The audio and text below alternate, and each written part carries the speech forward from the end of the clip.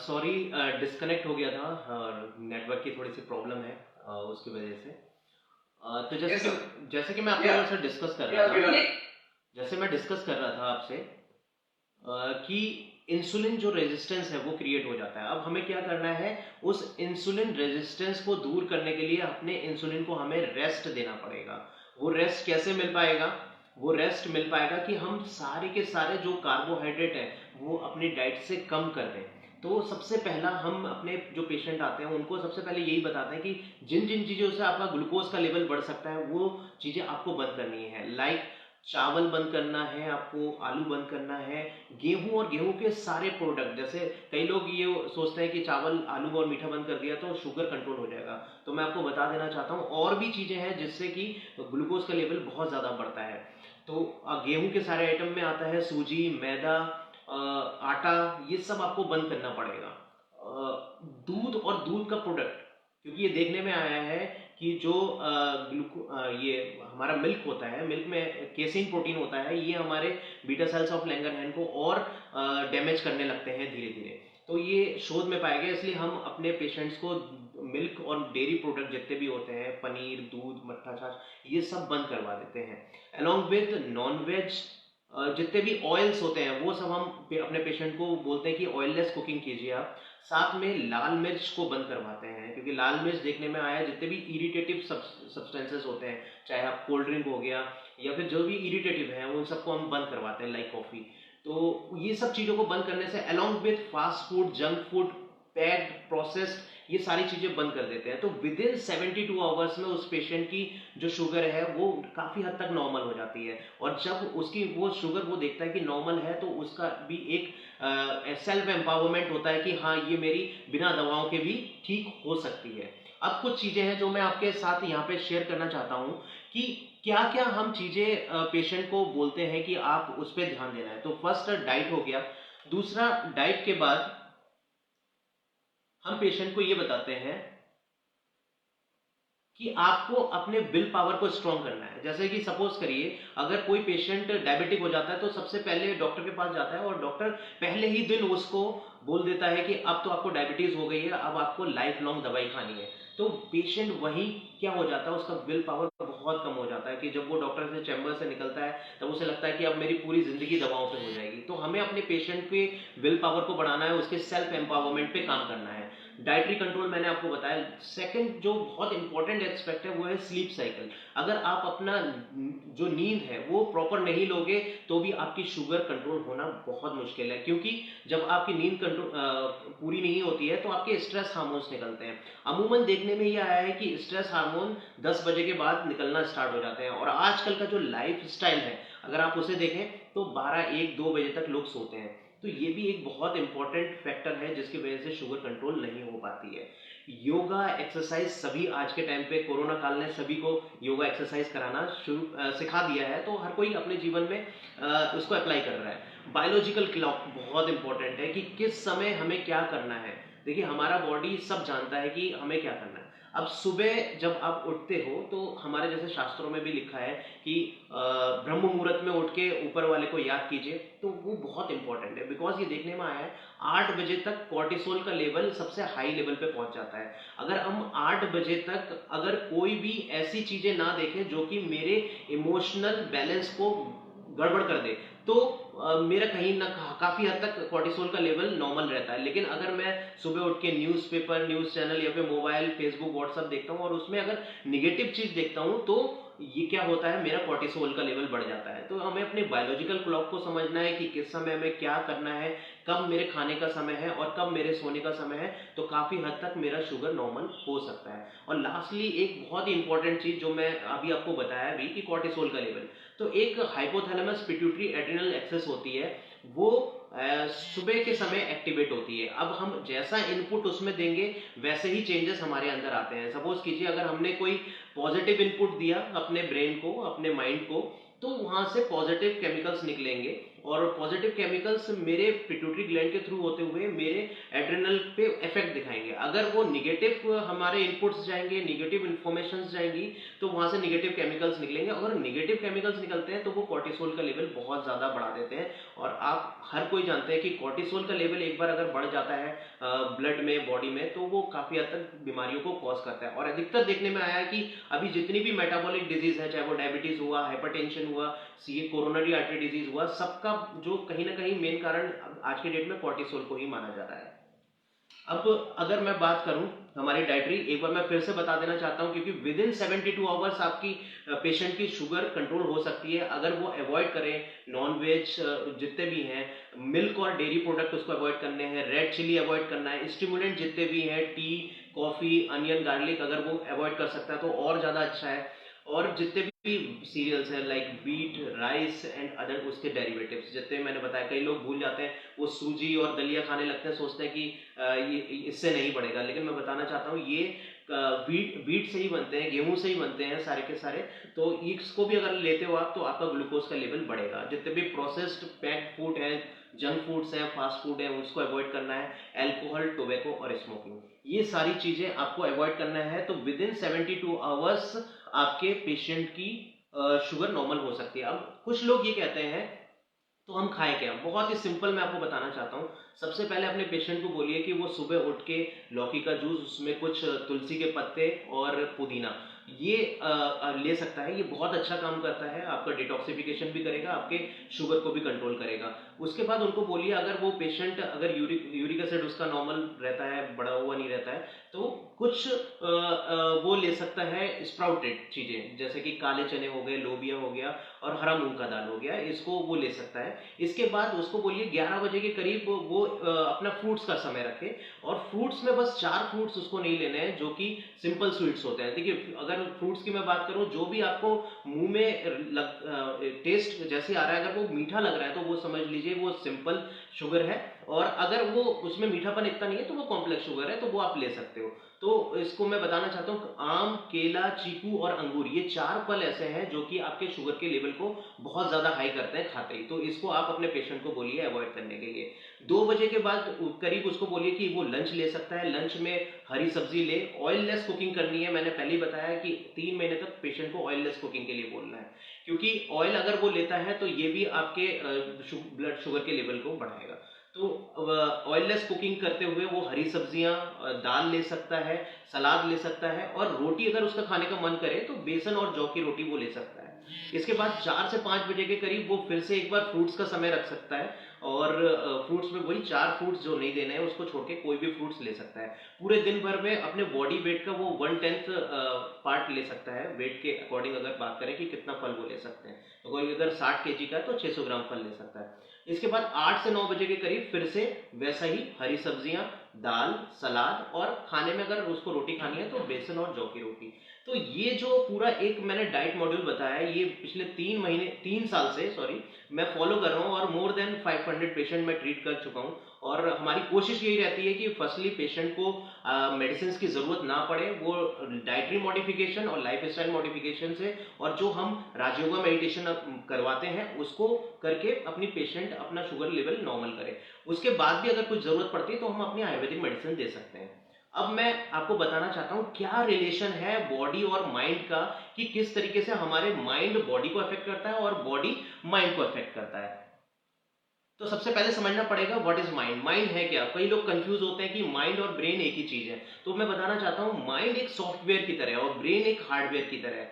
और माइंड जो है वो नॉन फिजिकल है, वो दिख नहीं सकता हमें इस चर्म चक्षुओं से, और जो ब्रेन है वो फिजिकल है। अगर माइंड की बात करें तो माइंड आप एक इमेजिनेशन करके सोच सकते हैं, कि जैसे थॉट्स आते हैं आपके मन में, विचार आए, इमोशंस आए आपके मन में, एटीट्यूड और मेमोरी, ये जो 4 चीजें हैं, थॉट्स, इमोशन, एटीट्यूड और मेमोरी, ये हमारा माइंड के थ्रू सारी चीजें होती हैं। और अगर ब्रेन में हम देखें तो इसमें एक फोर ब्रेन होता है, मिड ब्रेन होता है, हैंड ब्रेन होता है, जो कि फिजिकल है, जो कि हम देख सकते हैं इन चर्म चक्षुओं से। तो there is a difference between mind and brain. अब माइंड की अगर हम बात करें तो यहाँ पे 2 तरीके के माइंड है। एक माइंड हमारा है कॉशियस माइंड, एक सबकॉशियस माइंड। माइंड जो कॉशियस माइंड है, जैसे मैं आपसे बात कर रहा हूँ, अभी रूबरू हूँ, तो ये मेरा कॉशियस माइंड है। सबकॉशियस माइंड कभी भी लॉजिक नहीं क्रिएट करता, लेकिन कॉशियस माइंड जो होता है वो लॉजिकल होता है। वो क्वेश्चन, अभी मैं जैसे बहुत सारी चीजें बोल रहा हूँ तो आपके मन में भी कुछ क्वेश्चंस आ सकते हैं, तो डेट इज लॉजिकल माइंड जो कॉशियस माइंड होता है। जो कि जबकि सबकॉशियस माइंड इलॉजिकल होता है, उसको जैसा आप इंफॉर्मेशन देते हो वैसे ही अगर उसके अंदर चले जाती हैं तो वो सारी चीजें होने लगती हैं। क्योंकि बर्फ के टुकड़े को अगर आप देखें तो उसका 10% पार्ट ऊपर होता है और 90% पार्ट नीचे होता है। तो इसी तरीके से जो कॉशियस माइंड है, जो अभी मैं, हम और तुम आप बात कर रहे हैं, ये कॉशियस माइंड है, तो इसके अंदर 10% पावर होती है और सबकॉशियस माइंड में 90% पावर होती है। जैसे किसी ने बोला भी है, अभी तक मैक्सिमम जो माइंड यूज हुआ है 7% हुआ है। तो जो सबकॉशियस माइंड है उसका कैसे यूज करना है हमारे इस ट्रीटमेंट में, उसको मैं एक ऑडियो विजुअल के थ्रू आपको दिखाता हूं कि किस तरीके से हम अपने सबकॉशियस माइंड के through and with the help of visualization अपने इस ट्रीटमेंट को कर सकते हैं। तो there is a short audio visual जो कि मैं आप लोग के सामने लेके आ रहा हूं और उसको हम देखेंगे यहाँ पे और समझने का प्रयास करेंगे कि हम अपने इस ट्रीटमेंट को कैसे करते हैं।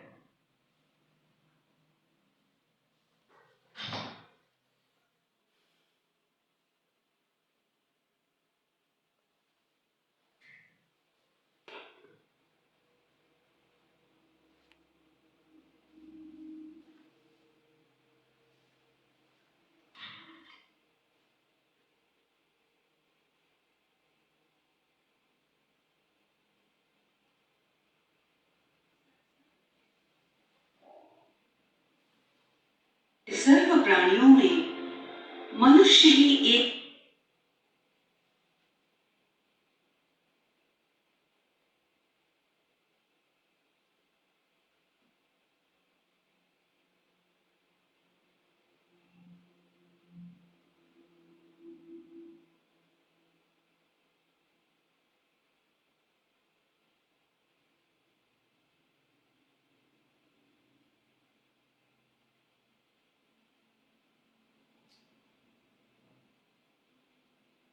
एक ऐसा प्राणी है जो सर्वश्रेष्ठ और सर्वाधिक शक्तिशाली है।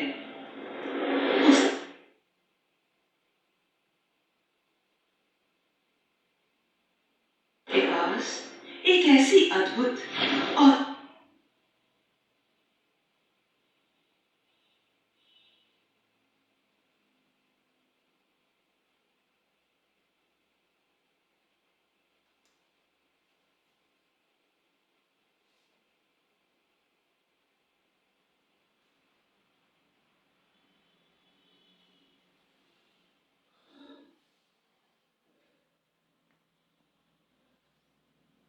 इसमें कुछ प्रॉब्लम है, कोई बात नहीं, मैं आप लोगों को बताता हूँ। बेसिकली विजुअलाइजेशन पावर ये होती है कि आप जो सोच रहे हो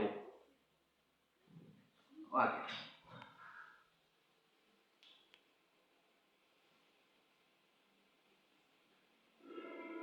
वो शक्ति है संकल्प शक्ति।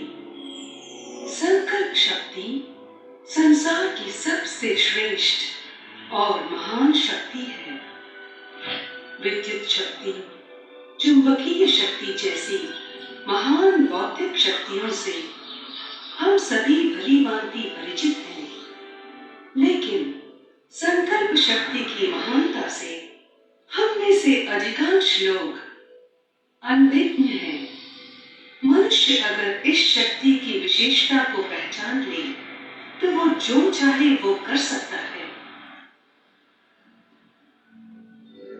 संकल्प शक्ति का प्रभाव वस्तुओं पर तो पड़ता ही है, लेकिन साथ साथ मनुष्य के शरीर पर भी पड़ता है। ये प्रभाव तब ज्यादा चमत्कारी बन जाता है जब संकल्प शक्ति के साथ साथ कल्पना शक्ति का भी प्रयोग किया जाता है। कल्पना शक्ति अर्थात मानस पटल पर किसी वस्तु का चित्र खींचकर अथवा दृश्य निर्माण कर उसे मन की सूक्ष्म आंख से देखने की क्षमता।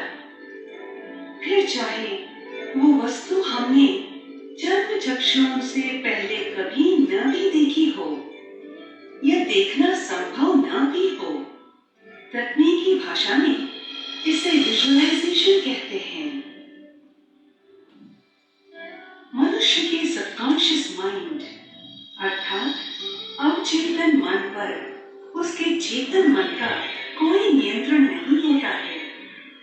अवचेतन मन आज्ञाकारी होता है, इसलिए अवचेतन स्तर पर कोई भी परिवर्तन लाना संभव होता है। विजुअलाइजेशन इसकी एक जानी पहचानी विधि है। पिछले 3 दशकों से इसका प्रयोग उपचार विधि के रूप में किया जा रहा है और ये विधि बहुत ही प्रभावकारी साबित हुई है। राजयोग मेडिटेशन के अभ्यास में भी विजुअलाइजेशन की ही अहम भूमिका होती है। आज कई लोग diabetes, stroke, coronary artery disease, high blood pressure और कैंसर जैसी बीमारियों से पीड़ित हैं। इनसे राहत दिलाने में राजयोग मेडिटेशन का बहुत बड़ा योगदान हो सकता है, जिसे हम इस प्रस्तुति द्वारा जानेंगे। हम सबके अंदर प्राकृतिक उपचार की क्षमता समाई होती है। राजयोग का अभ्यास इस क्षमता को सक्रिय कर देता है, जिससे बीमारी जल्दी ठीक होने लगती है।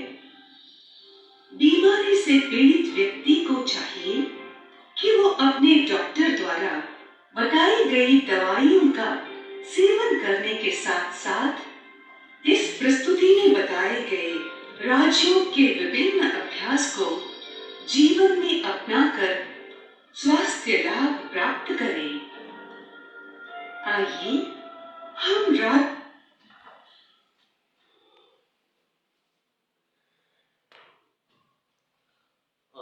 आप सभी लोगों ने देखा कि किस तरीके से विजुअलाइजेशन की पावर को हम यूज़ करके अपने आप को ट्रीट कर सकते हैं। और मैं आपको बताना चाहता हूँ, बरेली शहर में पिछले 3 वर्षों से मैं इस पूरे प्रोग्राम को कंडक्ट कर रहा हूँ और बहुत सारे पेशेंट्स, देखिए मैं ये नहीं कहूँगा कि जो भी पेशेंट मेरे पास आया वो 100% ठीक हो गए, बिकॉज इसमें जो भी चीज़ें बताई जा रही हैं अगर आप उसको फॉलो करोगे तभी डिज़ायर्ड रिजल्ट आ पाएंगे।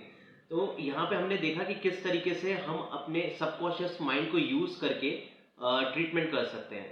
देखिए, एक बॉडी माइंड रिलेशनशिप होता है। अगर हमारी टीम, जैसे मैंने आपको बताया कि थॉट्स, इमोशंस, एटीट्यूड और मेमोरी अगर वो पॉजिटिव रहती है तो हमारे जो न्यूरोपेप्टाइड्स हैं जो हमारे ब्रेन से हैं वो पॉजिटिव केमिकल्स निकालते हैं, लाइक एंडोर्फिन, एंकेल्फिन। और ऐसे ये केमिकल्स जब भी हमारे बॉडी से निकलते हैं तो वो हमारे बॉडी को एक हेल्दी स्टेट को लेके जाते हैं, एक वेलबींग की स्टेट आती है और जो एक सैडनेस की स्टेट हमारी स्टेट रहती है वो सब कहीं ना कहीं निकलती है। क्योंकि आप जानते हैं सेरोटोनिन एक ऐसा हार्मोन है जो कि हैप्पी हार्मोन कहलाता है। Endorphin as a natural pain killer है, वो हमारे बॉडी में निकलता है अगर हमारे जो माइंड के जो पैटर्न्स हैं, थॉट्स, इमोशंस, एटीट्यूड, मेमोरी, आप देखेंगे अगर आप हिस्ट्री लेते हैं डायबिटिक पेशेंट की तो उनके कोई ना कोई प्रॉब्लम जरूर आएगी या फिर उनके थॉट्स, इमोशंस, एटीट्यूड, मेमोरी इस तरीके से रहेगी। अगर आप देखते हैं तो टाइप ए बिहेवियर के बहुत सारे पेशेंट मिल जाएंगे। सिनिनिज्म, जो दूसरों के अंदर हमेशा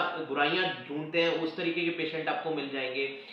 ईगो वाले पेशेंट मिल जाएंगे। आप अगर हिस्ट्री लेके देखेंगे, क्योंकि हम लोग जब हिस्ट्री लेते हैं तो हम सिर्फ फिजिकल हिस्ट्री लेते हैं कि आपको कब से है ये प्रॉब्लम, लेकिन हम मेंटल जो हिस्ट्री है उसकी तरफ नहीं जाते हैं। उनके ये जो हमारी टीम है थॉट्स, इमोशन, एटीट्यूड और मेमोरी की, अगर आप देखेंगे तो कहीं ना कहीं इसमें कोई ना कोई लैकुना जरूर मिलेगा। और अगर हमारी टीम अगर निगेटिव होती है तो वहां से स्ट्रेस हार्मोन्स निकलते हैं, कॉर्टिसोल का लेवल बहुत ज्यादा बढ़ जाता है, जो कि फिर हमारे सिंपैथेटिक सिस्टम को बढ़ा देते हैं। तो पॉजिटिव टीम हमारे पैरासिम्पैथेटिक सिस्टम को बढ़ाती, एक्टिवेट करती है, और निगेटिव टीम हमारी थॉट्स, इमोशन, एटीट्यूड और मेमोरी के जो पैटर्न्स हैं निगेटिव रहते हैं तो वो हमारे सिंपैथेटिक सिस्टम को बढ़ाते हैं, जो कि फिर वही जो स्टेज होती है हमारी सैडनेस की, हमारी डिजीज की स्टेट, उसको बढ़ा देता है।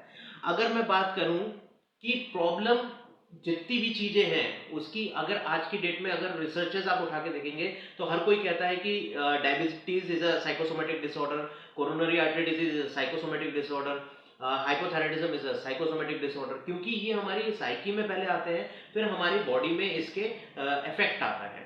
तो आप अगर देखें तो हर जगह का, अगर मैं रिसर्च की बात करूं तो ये देखने में आया है जिनके अंदर सुख की कमी होती है, ठीक है, तो उनको डाइजेशन की प्रॉब्लम होती है, जिनके अंदर शांति की कमी होती है उनको रेस्पिरेटरी प्रॉब्लम आती है।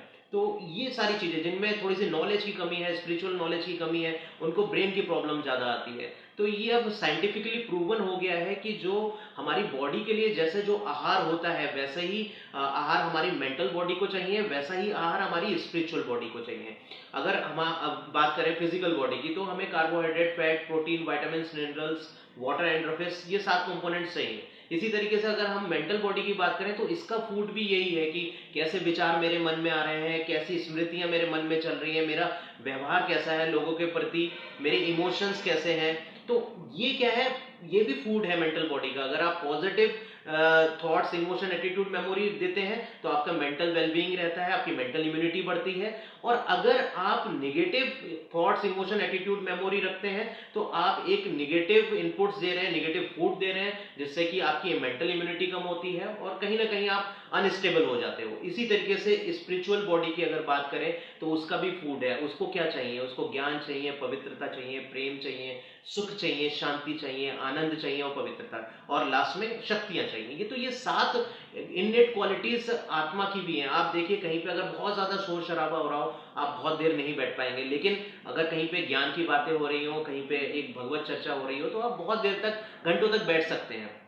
तो ये बताता है, ये शो करता है कि हमारे माइंड को, जो हमारे स्पिरिट को, हमारी सोल को जो है नॉलेज की जरूरत है। अब आप देखिए कोई आपसे बहुत प्यार करता है, आप हमेशा उसके पास जाना ही पसंद करते हो। अगर कोई आपको नफरत देता है या फिर आपको कुछ दुर्भावना से देखता है या द्वेष रखता है, आप उसके पास जाना पसंद नहीं करते हो। तो ये सारी चीजें, ये हमें समझना पड़ेगा, और तीनों एस्पेक्ट लेकर के हमको जब ट्रीटमेंट करेंगे तो एक अच्छे रिजल्ट आएंगे। अब बॉडी माइंड कनेक्शन है क्या, कोई भी बीमारी जो है या फिर कोई भी मेंटल पैटर्न जो आपके बन गए हैं वो रिवर्स हो सकते हैं। कैसे रिवर्स हो सकते हैं? प्रैक्टिस से। जैसे अगर मेरे को निगेटिव सोचने की आदत हो गई है, तो मैं अगर अब अच्छा सोचने लगूं, पॉजिटिव सोचने लगूं, धीरे धीरे क्या होगा, वो फिर मेरे पैटर्न्स में आ जाएगा और वो फिर निगेटिविटी पॉजिटिविटी में बदल जाती है, लेकिन इट विल टेक टाइम। अब हम आते हैं कि किस तरीके से हम राजयोगा मेडिटेशन, जैसे अभी बात आपने सुनी कि राजयोगा मेडिटेशन, आपने पूरे बॉडी को भी देखा, आपने पूरा डायबिटीज किस तरीके से होती है उसका भी एक ऑडियो विजुअल देखा। अब हम किस तरीके से राजयोगा मेडिटेशन करते हैं, तो मैं थोड़ा बताना चाहता हूँ। राजयोगा मेडिटेशन जैसे नाम से ही परिलक्षित होता है कि राज योग, यानी कि कोई राजा योग लगा रहा है। तो मैं इस शरीर का राजा, दैट इज मेरी स्पिरिट, सोल, वो योग लगा रही है उस परमपिता परमात्मा, एक जो डिवाइन पावर है, जो कोई भी किसी भी रूप में उसको पूज रहा है। तो जब हम उससे कनेक्शन लगाते हैं तो क्या होता है कि वैसे फिर कनेक्शन लगा के आपको क्या, किस तरीके से विजुलाइज करना है अपने आप को, वो बहुत इंपॉर्टेंट है। तो ये 2 ऑडियो विजुअल लास्ट में मैं आपको दिखाऊंगा, जिसको आपको समझ में आएगा। देखिए डाइटरी चीजें तो बहुत इजीली समझ में आ जाती हैं, बट एक समय के बाद पेशेंट आपसे आके बोलेगा कि सर मैं क्या जिंदगी भर इसी डाइट पे रहूंगा? नहीं, ओनली 3 मंथ्स, 3 मंथ तक आपको रखना है, क्योंकि अभी ये एक रिसर्च हुआ है कि हर 3 महीने के बाद हमारी सेल्स रिजुविनेट होती हैं, पुरानी सेल्स डेड हो जाती हैं और नई सेल्स बनती हैं। तो जो बीटा सेल्स ऑफ लैंगरहैन है, क्या वो रिजुविनेट नहीं हो सकती? हो सकती है, लेकिन उसका एक तरीका है किस तरीके से हम मेडिटेशन करें कि वो मेरी जो बीटा सेल्स जहां जो डैमेज हो गई है, या फिर जो मेरे इंसुलिन रेजिस्टेंस की वजह से मेरा इंसुलिन काम नहीं कर पा रहा है, वो दोबारा कार्य में आ जाए। तो ये दोनों ही चीजें पॉसिबल है। कैसे पॉसिबल है? जैसे मैंने बताया कि इंसुलिन पहले बहुत ज्यादा निकलता है, बट एक समय ऐसा आता है कि वो निकल तो रहा है लेकिन काम नहीं कर पा रहा है, तो उसको हम लोग इंसुलिन रेजिस्टेंस बोलते हैं। तो उसकी सेंसिटिविटी बढ़ाने के लिए हमको उसको रेस्ट देने की जरूरत है। रेस्ट कैसे देंगे? हम जब कार्बोहाइड्रेट रिच डाइट लेंगे नहीं, तो उसको रेस्ट मिल जाएगा और वो फिर से एक्टिवेट हो सकता है। दूसरा, अगर बीटा सेल्स कम हो गए हैं तो वो राजयोगा मेडिटेशन से फिर से रिवाइव हो सकते हैं। तो ये 2 वीडियो बहुत ही इंपॉर्टेंट है, इस ऑडियो विजुअल को आप देखें ताकि आप समझ पाएं कि किस तरीके से राजयोगा मेडिटेशन करना है, और उस राजयोगा मेडिटेशन का एप्लीकेशन आप किस तरीके से डायबिटीज को क्योर करने में कर सकते हैं। तो ये 2 ऑडियो विजुअल बहुत ही इंपॉर्टेंट है, जो मैं आपके सामने अभी प्ले करने वाला हूं।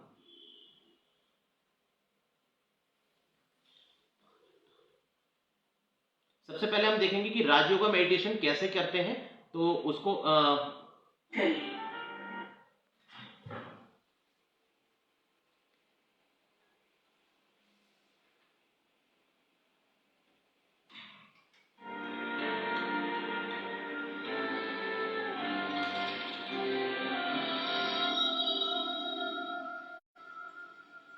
राजयोग क्या है?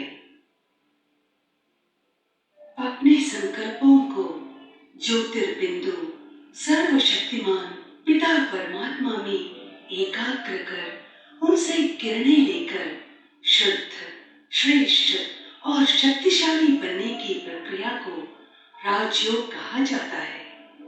परमात्मा परम पवित्र हैं, शुद्ध हैं, पावन हैं, अतः उनकी याद से हमारा मन भी शुद्ध, श्रेष्ठ एवं पावन होने लगता है। मन के संकल्पों पर नियंत्रण आता जाता है, अर्थात मनोबल बढ़ने लगता है। इस मनोबल से फिर हम जो चाहे कर सकते हैं। अपने संकल्पों की धारा को एक सही दिशा प्रदान कर उससे कई सकारात्मक कार्य कर सकते हैं। इसे ही राजयोग का प्रयोग कहते हैं। इस राजयोग के प्रयोग के बाद हम देखेंगे कैसे हम इस राजयोग का एप्लीकेशन कर सकते हैं डायबिटीज के ठीक करने में पेशेंट को। ये बहुत ही सिंपल टेक्निक है और हर कोई जरूरी नहीं है कि किसी चीज का एजम्पशन ही करना है, क्योंकि अलग अलग माइथोलॉजी है, अलग अलग रिलीजन के लोग हैं, पेशेंट हर रिलीजन का आएगा आपके पास। तो आपको करना क्या है कि हर रिलीजन के हिसाब से उसको थोड़ा सा इनोवेशन करना है। अब हम देखते हैं कि किस तरीके से हम राजयोग मेडिटेशन को इसमें अप्लाई कर सकते हैं डायबिटीज के क्योर के लिए। मधुमेह पर राजयोग का प्रयोग। मैं एक चैतन्य शक्ति आत्मा हूं। परमपिता परमात्मा मेरे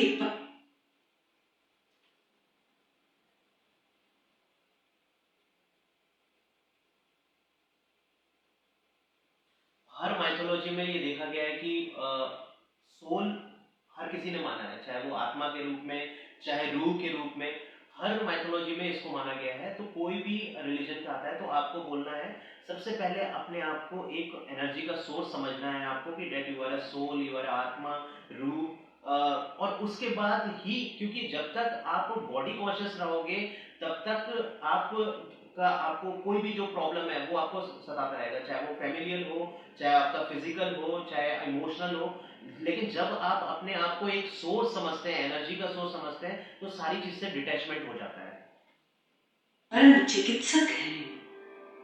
पवित्रता, शांति और शक्ति की किरणें परमात्मा से उतरकर मुझ आत्मा पर पड़ रही है। मैं आत्मा परमात्मा की इन शक्तिशाली किरणों से भरपूर हो रही हूं। अब इन अद्भुत किरणों को मैं अपने शरीर के भीतर प्रवाहित कर रही हूं। ये किरणें पेट के पृष्ठभाग में स्थित पैंक्रियास ग्रंथि पर पड़ रही है। अब मैं इनकी अलौकिक प्रभाव देख रही हूं। मेरे पैंक्रियास के अंदर बीटा सेल्स, जो कि लगभग नष्ट हो गए थे, अब उनका निर्माण होना शुरू हो गया है। इन नवनिर्मित बीटा सेल्स से अब आवश्यक मात्रा में इंसुलिन का स्राव होने लगा है। इससे मेरे शरीर की एक एक कोशिका के भीतर ग्लूकोज बड़ी आसानी से पहुंच रहा है। मेरा इंसुलिन रेजिस्टेंस भी अब खत्म हो रहा है। ग्लूकोज की कणिकाएं एक एक कोशिका के भीतर प्रवेश कर शरीर में पर्याप्त शक्ति का संचार कर रही है। अब मैं आत्मा देख रही हूँ कि कैसे मेरे रक्त में ग्लूकोज की मात्रा का स्तर सामान्य होता जा रहा है। मेरा एक एक अंग ज्योतिर्मय परमात्मा की किरणों से प्रभावित होकर स्वस्थ हो रहा है। मधुमेह से ग्रस्त शरीर की सभी विकृतियां दूर हो रही हैं। मेरे रक्त में स्थित वसा की मात्रा भी संतुलित हो रही है। मैं आत्मा अपने शरीर को अब स्वस्थ रूप में देख रही हूँ। ईश्वर के पवित्र शक्तिशाली प्रकंपनों के प्रभाव से आत्मा के साथ साथ शरीर भी सतो प्रदान, पावन तथा निरोगी बनता जा रहा है। अब मैं तन और मन से संपूर्ण स्वस्थ हूँ, एवर हेल्दी हूँ। सदा निरोगी और सुखद जीवन जीना मेरा जन्म सिद्ध अधिकार है।